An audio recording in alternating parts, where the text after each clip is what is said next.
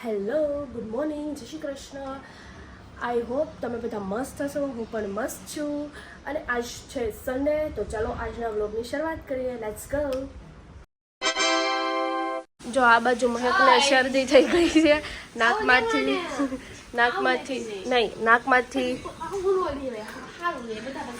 બડા હરામી હો. વ્લોગ એટલે વ્લોગ ફરીથી ન હોય, એક વાર ચાલો કાંઈ નહીં.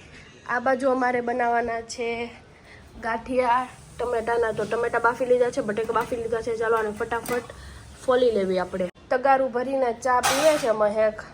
એને સવારે તગારું ભરીને ચા પીવા જોઈએ જ તેમ. અને આપણે ખાવાનું છે હેલ્ધી મકાઈ ભેળ. મકાઈ ભેળ ને મકાઈ.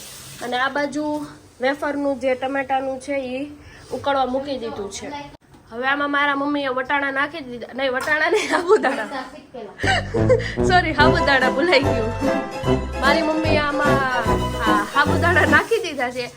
માણસ ભૂલાઈ જ. બોલો, બી ગયા.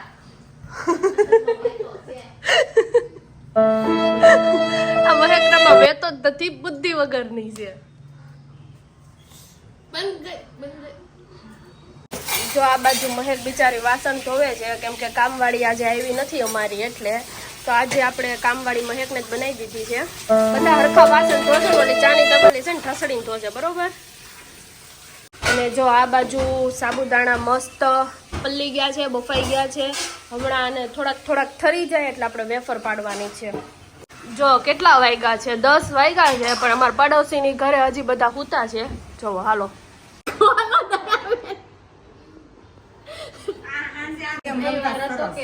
ગેમ રમતા હતા તો આવી વાત તો મેં કીધું આ ઈ કે ખોલ તો વિડીયોમાં આવશે વ્લોગમાં.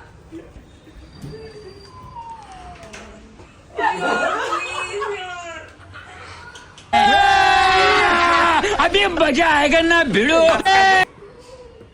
લાસ કાઢીને બેઠો. જો આ બાજુ બીટ અને સફરજનનું સવારમાં પીવા માટે ક્યુબ બનાવું છું. સવારમાં ગરમ પાણીમાં નાખીને પી જવાનું, એટલે સ્કિન ગ્લોઈંગ થાય. જો મસ્ત આવી ક્યુબ બનાવી નાખવાની. અને પછી છે ને આ તમારી શું કે બરફ ભરવાની ડીશ હોય ને, એમાં બધી મસ્ત મૂકી દેવા. મહેક જો કેવી જોવે છે, પહેલી વાર આવું જોયું લાગે છે. બસ આવી ક્યુબ બનાવી નાખવાની. પછી સવારમાં છે ને ગરમ પાણીમાં કાં તો ઠંડા પાણીમાં તમને જેમ સારું લાગે એમ આવી ક્યુબ પીવાની, એટલે તમારી સ્કિન એકદમ મારા જેવી ગોરી થઈ જાય. આપણે ખીચું ભરી લીધું છે. હવે આપણે પાડવાના છે ગાંઠિયા. થોડાક ગાંઠિયા મેં પાડી લીધા છે. હાલો હવે થોડાક ગાંઠિયા હજી પાડવાના છે. હજી શરૂઆત છે.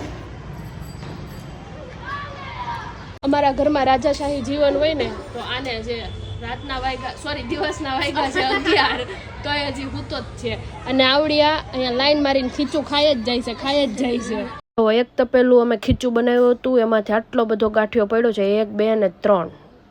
ઓકે ગાઈસ, તો વ્લોગનો એન્ડ હું અહીંયા કરું છું અને મળીએ આપણે બીજા વ્લોગમાં. બાય, જય શ્રી કૃષ્ણ.